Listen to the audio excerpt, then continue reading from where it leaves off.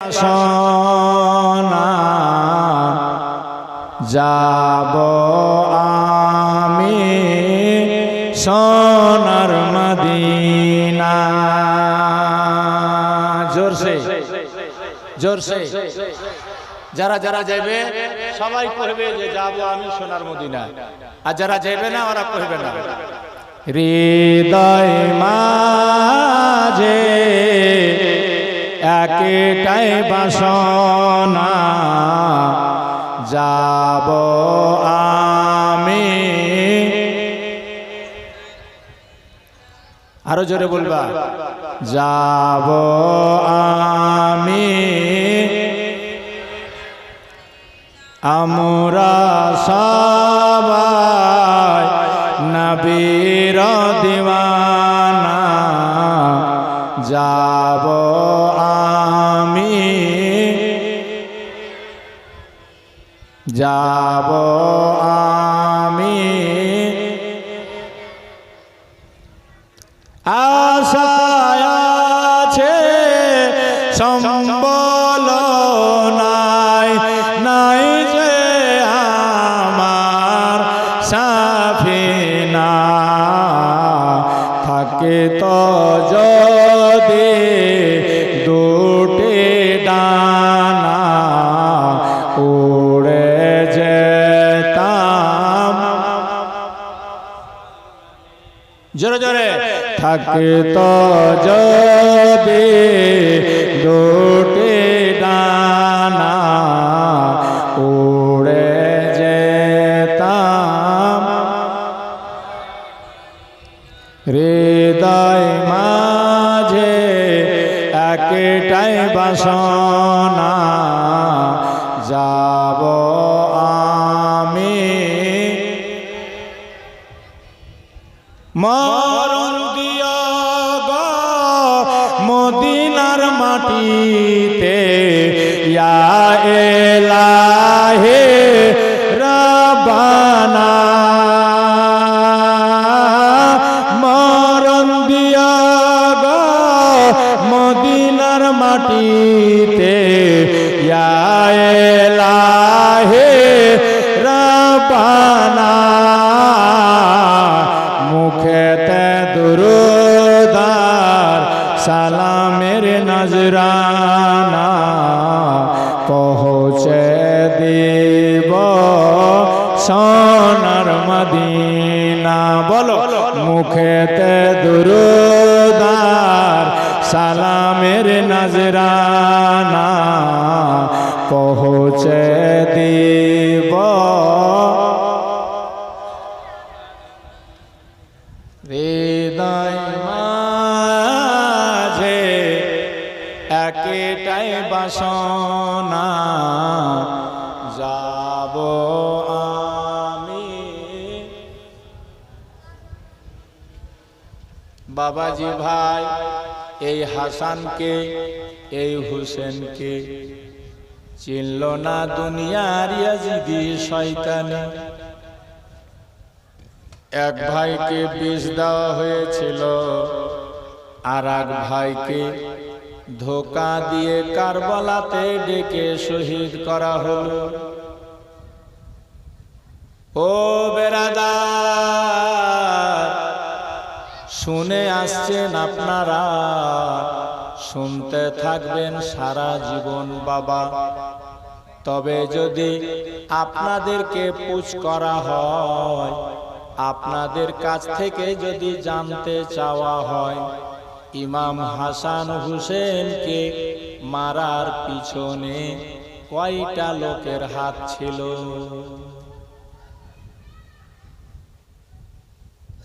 কইতে পারবে?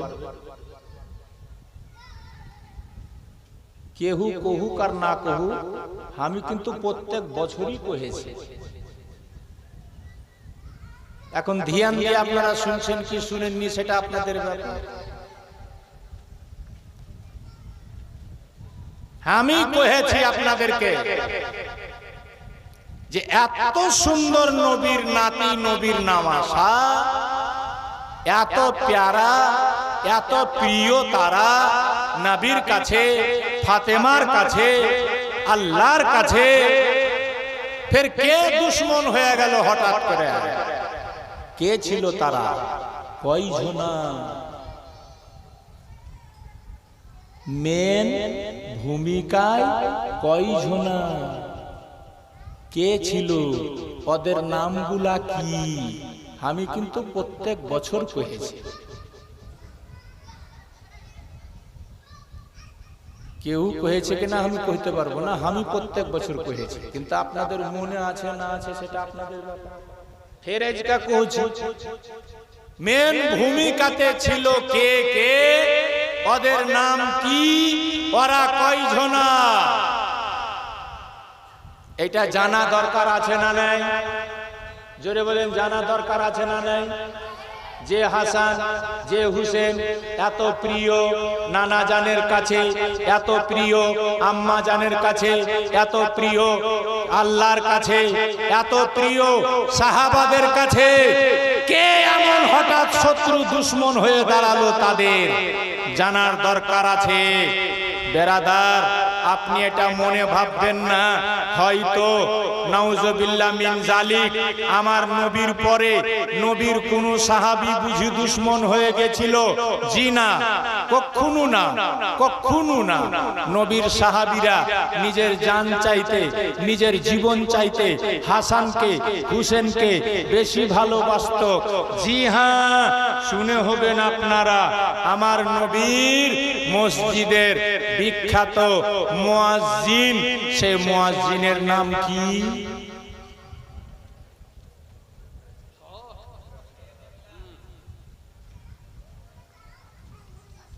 সব দেখে দেখালাম, কইতে পারে না বেলা। কি শুনছেন তাহলে? খালি নারা লাগিয়া বাড়ি, ইধার সে নারা উধার সে নারা। আজকাল এক একটা বক্তা আসছে, তাও মানুষকে বিরক্ত করে দিছে। জোরসে কহো, খালি জোরসে কহো। একটা কথা কয়েছে না, ফের কইছে জোরসে কহো, ফের কইছে জোরসে কহো। আর অমনি শায়ের গুলা উঠেছে আজকাল, হাত উঠাকে কহো, পা উঠাকে কহো। হাত উঠিয়া পা উঠিয়া কহে চিল্লা চাচিয়া বাড়ি, কইছে কি শুনালি, কইছে ঘোড়ার সিংহ মনে।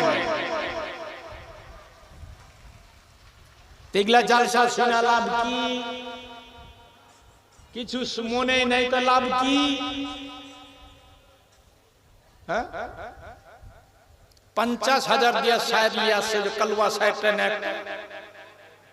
আর ও যে কি কইছে ও নিজেও বুঝে না, মানুষও বুঝে না, খালি হইচই হইচই হইচই।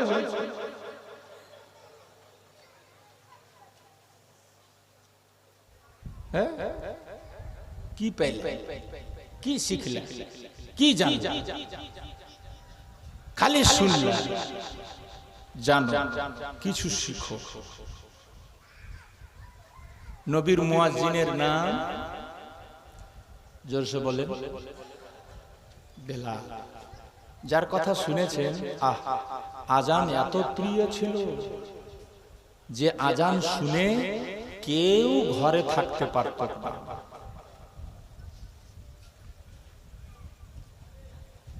যে বেলাল একদিন এমন গোলামির জঞ্জিরে বাঁধা, মালিক কইছে বেলাল, তো কইছে লাব্বাইক। মালিকের বেটা কইছে বেলাল এদিকে আয়, কইছে হাজির। মালিকের বেটি কইছে বেলাল, কইছে আইনু। মালিকের বহু কইছে বেলাল উঠে আছিস, বাজার করে লিয়ে আয়, কইছে মালকিন আসছি। বেলাল খালি গোলাম ছিল তো আর কথাতে দৌড়ছে, ওর কথাতে দৌড়ছে, ওর কথাতে দৌড়ছে, ওর কথাতে দৌড়ছে। ওই বেলাল যখন আমার নবীর গোলাম হয়ে মসজিদে খালি একবার কহেছে হাইয়া আলাস সালাহ, তো বেলালের আওয়াজ শুনে আবু বকর দৌড়াইছে, উমর দৌড়াইছে, উসমান দৌড়াইছে, তালহা দৌড়াইছে, জুবাইর দৌড়াইছে, সাদ দৌড়াইছে, মাল দৌড়াইছে, সব সাহাবী দৌড়াইছে, নবী খুদ বেরিয়ে গেছে। ওই মুয়াজ্জিন বেলাল যেমনি নবীর ইন্তেকালের খবর শুনেছে, আজান দেওয়া বন্ধ। আজান দেওয়া এই কার গল্লা তো জোরে হয়েছে গে? কি কহিনু এতক্ষণ থেকে দেখছি আরো জোরে করেছে। টেढ़ा হাড্ডি সোজা হবে, জিন্দগি বেকার করে দিলেও হবে। নবী ইন্তেকাল করে গেল, জাহেরি হায়াত থেকে বিদায় নিল। বেলাল আজান দেওয়া বন্ধ করে দিল। শুধু আজান দেওয়া বন্ধ নয়, মদিনা ছেড়ে দিল নবীর সঙ্গে। আর মদিনা থাকবে না, চলে গেছে শাম দেশ। কোন দেশ? ওই ফিলিস্তিন সিরিয়া, শাম দেশ, ওই দিক চলে গেছে। বাকি জীবনটা ওদিকে কাটাবো, আর মদিনাতে যাব না।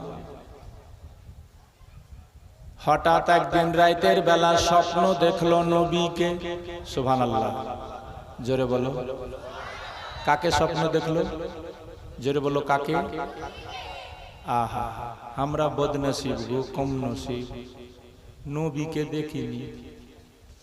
কত কি দেখছি, ভূত দেখছি, শয়তান দেখছি, বিল্লি দেখছি, কুত্তা দেখছি, স্বপ্নে কত কি দেখছি।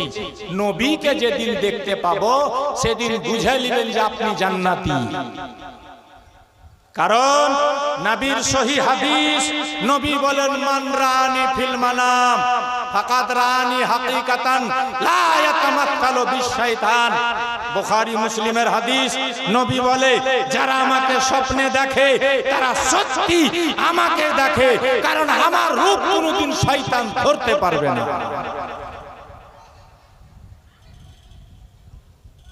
তো নবীকে স্বপ্নে দেখেছে বেলাল। ফের কে করকরি বাজাইছে রে? ছেলা, যেমন ছেলের বাপ ওরকম। হ্যাঁ, একটা আদবের মহফিল দিয়ে হেঁটে যাচ্ছ বাচ্চাকে নিয়ে, তোমার কি উচিত? এটুকু সেন্স নেই?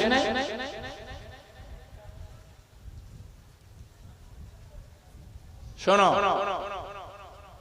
তো বেলাল স্বপ্ন দেখলো নবীকে। জোরে বলো, স্বপ্ন দেখলো কাকে?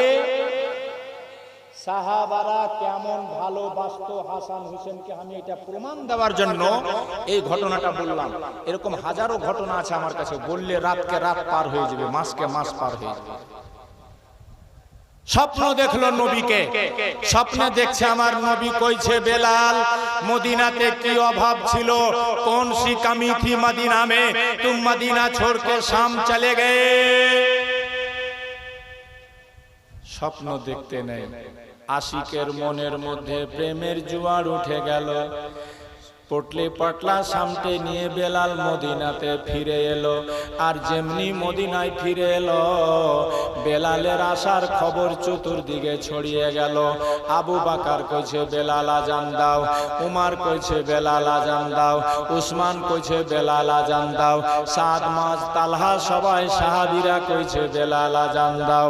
বেলাল কইছে আমি আজান দিব না, আর আজান দিতে পারবো না, কারণ আমি যখন আজান দিব আমার নবীর নাম আসবে, আর আমি জাহেরি হায়াতে নবীকে দেখতে পাবো না, আমার কলজা ফেটে যাবে, আমি সহ্য করতে পারবো না।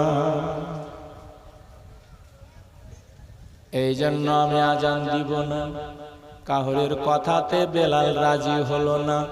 তখন সাহাবায়ে কেরামরা যুক্তি করলো, পরামর্শ করলো, বেলালের মুখে যদি আজান শুনতে চাও তাহলে হাসান হুসেনকে ডেকে না। জোরে বলুন সুবহানাল্লাহ। কাকে ডাকো? হাসানকে ডাকো, হুসেনকে ডাকো। হাসানকে হুসেনকে ডাকা হলো, আর দু ভাই এলো, বেলালকে দেখতে পেল।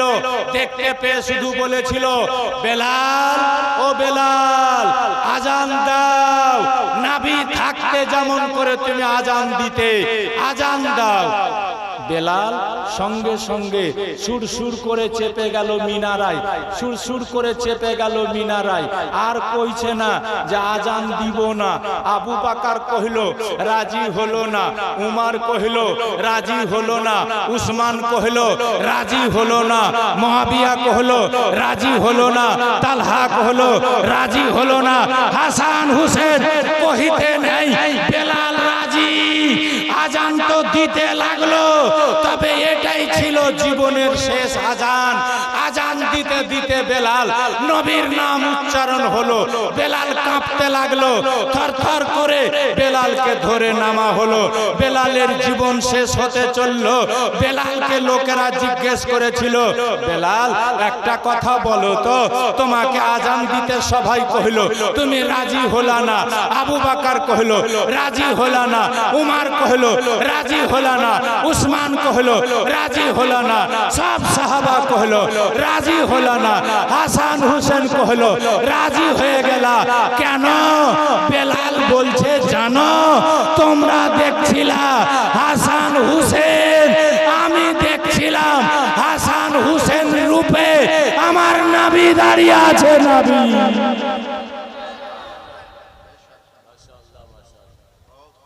আমি দেখেছি হাসান হুসেন রূপে যেন আমার নবী দাঁড়িয়ে আছে। আর আমাকে বলছে বেলাল আজান, এজন্য আমি ইনকার করতে পারি না। বাবাজি, খালি আমি বুঝাতে চাই, সাহাবীদের নজরে হাসান হুসেনের কত দাম ছিল বাবা। আজ আমরা তাদেরকে দাম দিতে শিখলাম না, আমরা তাদেরকে ভালোবাসতে শিখলাম না। জি হ্যাঁ, যদি ভালোবাসা থাকে কমপক্ষে আজকে 500 করে 1000 টাকা অবশ্যই লিখিয়ে যাবেন। আশুরার রাত আজকে আশুরার রাত। এই রাতে আমার আকা হুসেন সপরিবারে কারবালায়। আমি বলতে চেয়েছিলাম, সব কথা তো বলা যাবে না বাবা। 3 দিনে কার কারণে এই ভেজালটা শুরু হয়েছিল, কয়টা লোক ছিল মনে রাখবেন, মনে রাখবেন। 3টা লোক ছিল, 3টা। কয়টা লোক? মেন ভূমিকায় উসমান গনির জামানা থেকে এই ভেজাল শুরু হয়, ঝামেলাটা শুরু হয় মেন 3টা লোকের কারণে। কয়টা লোক? জোরে কহেন। একটার নাম মারওয়ান, একটার নাম আব্দুল্লাহ ইবনে সাবা, আর একটার নাম আব্দুল্লাহ ইবনে সারহা। এই 3টা লোকের ইতিহাস আছে লম্বা, আমি ওইদিকে যাব না। এদের কারণে উসমান গনিকে হত্যা হতে হয়েছে, শহীদ হয়েছে। এদের কারণে হযরত আলীর সঙ্গে আমিরে মুয়াবিয়া রাদিয়াল্লাহু তাআলা আনহুর সিফফিনের যুদ্ধ হয়েছে। এদেরই কারণে মা আয়েশার সাথে জঙ্গে জামাল, উটের যুদ্ধ হয়েছে হযরত আলীর সাথে। মা আয়েশা যুদ্ধ করেছে, নবীর বিবি যুদ্ধ করেছে হযরত আলীর সাথে। এই 3টা লোকের কারণে, এদেরই চক্রান্তে ইমাম হাসান আর হুসেন, নবী বংশের ফুল, আওলাদের রাসূলকে দুনিয়া থেকে মুছে দিতে, মিটিয়ে দিতে বিষ দেওয়া হয়েছিল হাসানকে, আর চক্রান্ত করে নিয়ে যাওয়া হয়েছিল ধোঁকা দিয়ে কারবালার ময়দানে ইমাম হুসেনকে। আজকের রাত ইমাম হুসেন পৌঁছে গেছেন নসিবের লেখার কারণে কারবালায়। একদিকে 22,000, একদিকে 72। বেরাদার, আজকের রাত আশুরার রাত। ইমাম হুসেন কারবালার ময়দানে মরু প্রান্তরে দুদুকার ধুলা উড়ে বাবা, দানা নাই পানি নাই, বাচ্চা বাচ্চা অনাহারে। ইমাম হুসেনকে বলা হলো, হুসেন ইয়াজিদকে খলিফা বলে মানো, আর না হলে তুমি যুদ্ধ করার জন্য প্রস্তুত হয়ে যাও। ইমাম হুসেন বললেন, আমি তো যুদ্ধ করতে আসিনি, আমি নিজের ইচ্ছাতে আসিনি। তোরা দাওয়াত করেছিস, ডেকেছিস, তারপরে আমি এসেছি, কিন্তু তোরা এত জালিম, এত নিষ্ঠুর। আজকে 3 দিন হতে যাচ্ছে, 2 দিন হয়ে গেল, আমার বাচ্চার উপরে তোরা পানি পর্যন্ত বন্ধ করে দিয়েছিস, আমার বাচ্চাকে তোরা কাঁদিয়েছিস, আমার ছেলে মেয়েদেরকে তোরা দুঃখ কষ্ট দিয়েছিস।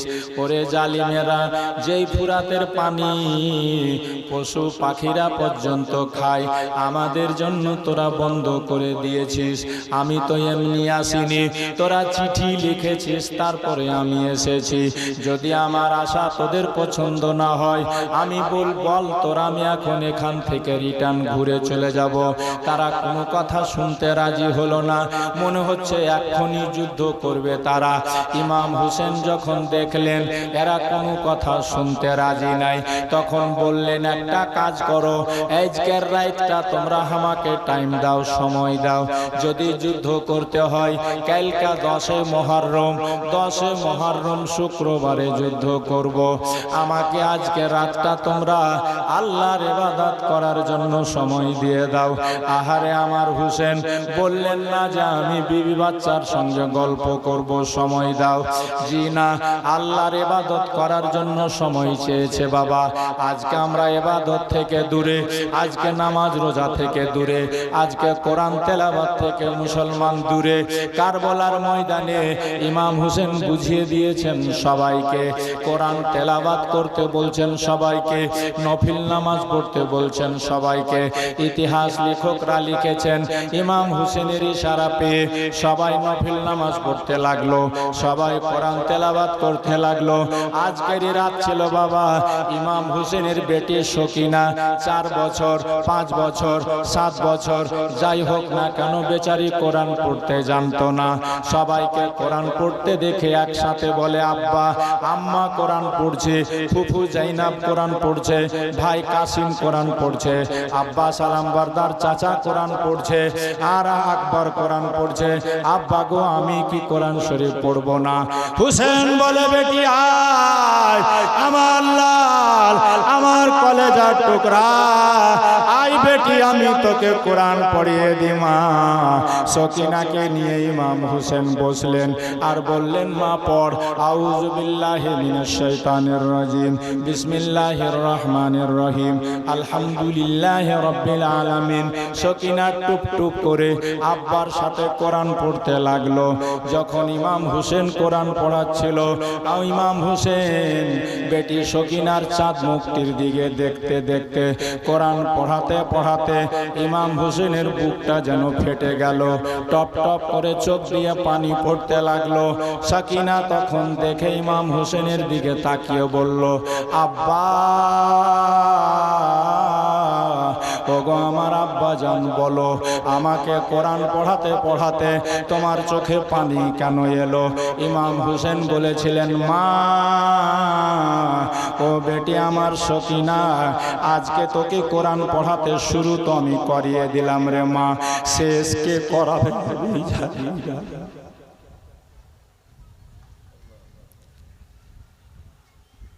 সকিনা, তোকে কোরআন কে শেষ করাবে মা? এটা আমি জানি না মা, আজ তোকে কোরআন পড়াতে আমি, কারণ আমার সামনে এমন একটা পরিস্থিতি আমি দেখতে পাচ্ছি মা।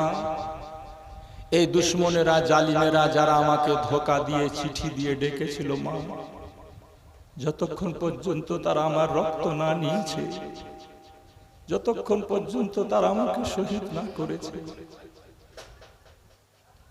তারা ফিরে যাবে না, তারা শান্ত হবে না। আজকের রাত 1400 বছর আগে ইরাকের জমিতে, কারবালার মাটিতে আমার নবীর জানের জান মা ফাতেমার কলেজার টুকরা হোসেন পরিবারের সবাইকে নিয়ে আল্লাহর শুকর আদায় করছে, ইবাদত করছে। এক ফোঁটা পানি নাই, তবুও কাউরির এক ওয়াক্ত নামাজ কাজা নেই। পেটে দানা নেই, পানি নেই, উজু করা তো দূরে থাক, বাচ্চা বাচ্চা পানির জন্য ছটফট করছে। মাটি দিয়ে তায়াম্মুম করে করে তারা নামাজ পড়ছে, কোরআন পড়ছে। হোসেন বলেছেন সবাইকে আজকের রাতে, ইমাম হোসেন বলেছেন পরিস্থিতি ভালো না, তোমরা যদি যেতে চাও আমাকে ছেড়ে ছেড়ে সবাই চলে যাও, কারণ এরা আমাকে মারলে আর কাউকে মারবে না। শাহরবানু, তুমি আমার বংশের মেয়ে না, তুমি আমার বিবি, বাদশার মেয়ে, বাদশার পতি, ইরানে তোমার বাড়ি, তুমি মদিনায় এসে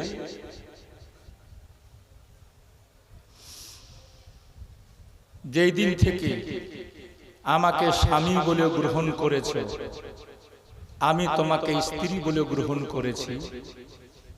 শাহরবানু, হয়তো বাদশার মতো করে আমি তোমাকে রাখতে পারিনি, তবু কোনদিন তোমার চেহারাতে আমি দুঃখ দেখি, হাসি মুখে আমার সঙ্গে জীবন কাটিয়েছে। শাহরবানু, আজ তোমাকে আমি খুশি মনে বিদায় দিচ্ছি, চলে যাও। মদিনায় যেতে পারো, বাপ দাদার দেশে যেতে পারো। মা শাহরবানু বলেছিলেন, আকা, আমি যদিও বাদশার ঘরের মেয়ে, বাদশা ঘরানা আমার, তবুও গো জান্নাতের দুলহা, আপনাকে আমি পেয়ে যত খুশি হয়েছিলাম জীবনে, এরকম বাদশাহী খানদানে থেকেও খুশি হতে পারিনি আকা।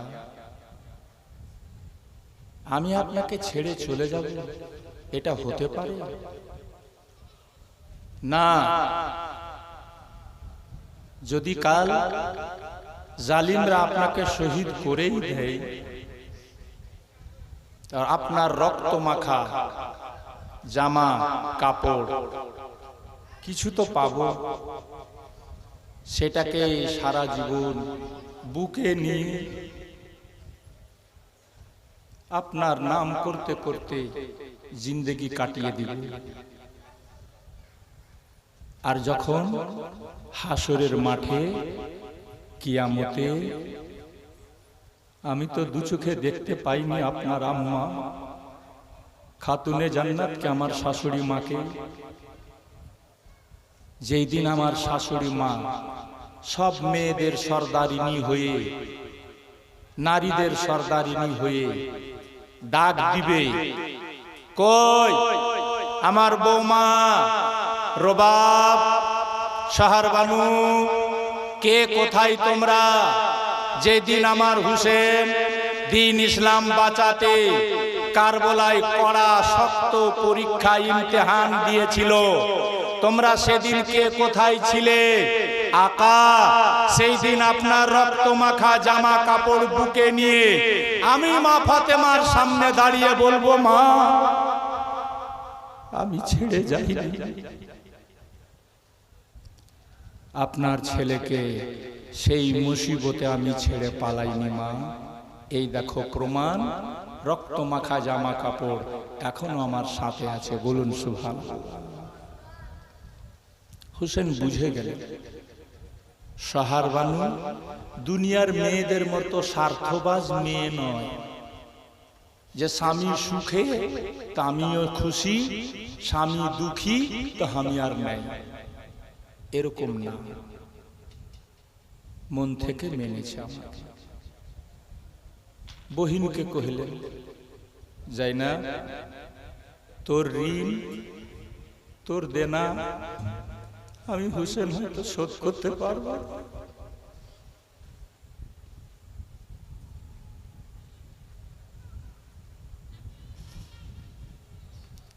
যাই না, তুই যদি আমার ছোট্ট রে বহিন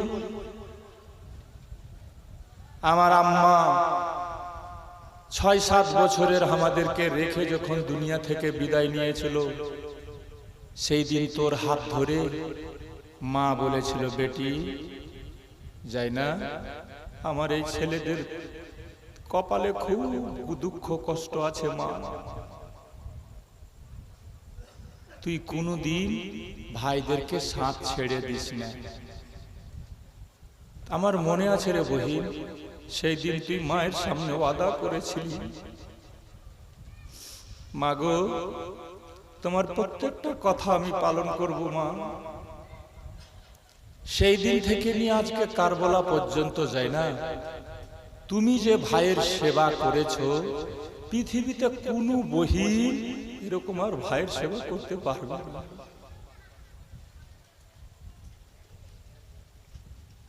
আমি ঋণী, আমি খুব খুশি তুই নিজের বাচ্চাদেরকে নিয়ে চলে যা তো মদিনায়।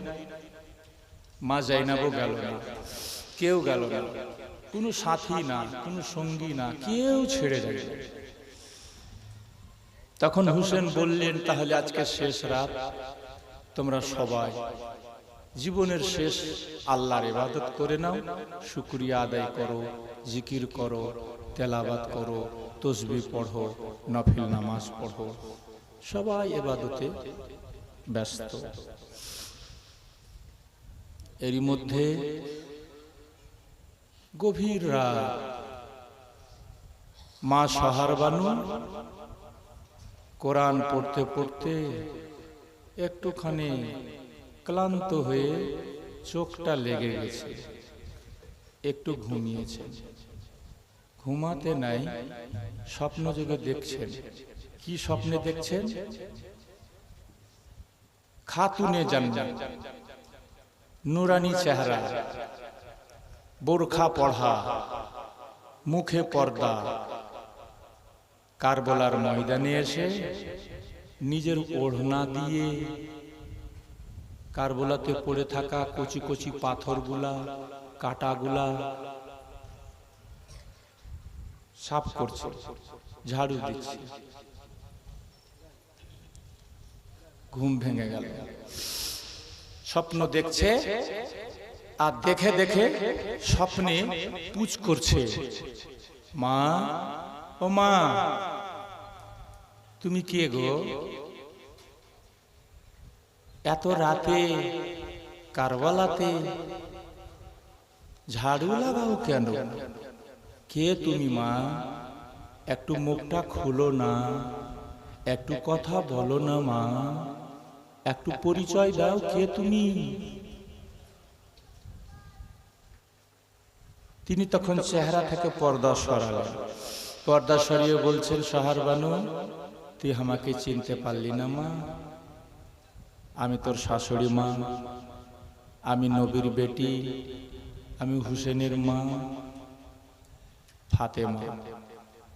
আম্মা আপনি? হ্যাঁ মা। তো এরকম কারবালাতে ঝাড়ু দিচ্ছেন যে, কি ব্যাপার? তো বলছেন, মা আসলে আমার ছেলে হুসেনকে ইয়াজিদিরা তীর মেরে কারবালাতে এই জায়গাতে ফেলবে, অনেক কচি কচি পাথর পড়ে আছে, কাকড় পড়ে আছে, আমার ছেলে যখন ঘোড়া থেকে পড়বে মা, আমার ছেলেকে যেন কষ্ট না হয়।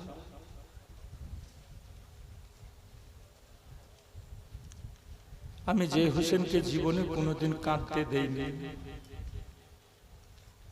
আমি আমার যে লালকে কোনোদিন কষ্টে থাকতে দেখিনি,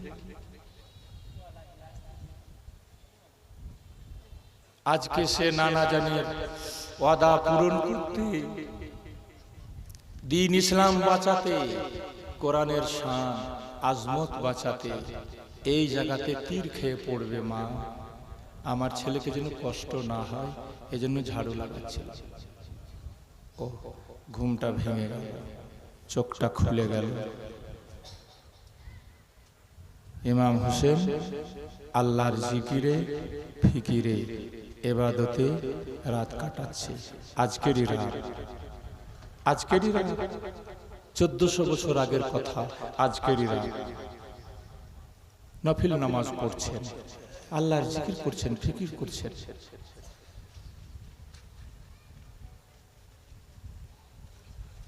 হঠাৎ শহর বানু এসে ডাক দিলেন, আকা একটা কথা বলবো। হ্যাঁ শহর বানু বলো। হুজুর আমি একটা স্বপ্ন দেখলাম। কি? এই এই। ইমাম হোসেন বলছেন তুমি যা দেখেছো সত্যি দেখেছো, এটাই হবে কাল। তাই বলে হ্যাঁ। এজন্য কবি লিখেছে আশুরা